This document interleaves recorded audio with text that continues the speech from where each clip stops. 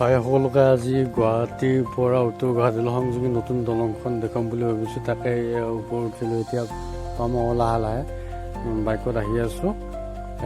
কেমেৰাৰ মাজত আবদ্ধ কৰিলোঁ। খুব ভাল লাগে ৰাতিৰ দৃশ্য, ইমান ধুনীয়াকৈ বনাইছে নহয়। বহুত চাবলৈ বহুত মজাই আপোনালোকে চাব বুলি আশা কৰিলোঁ।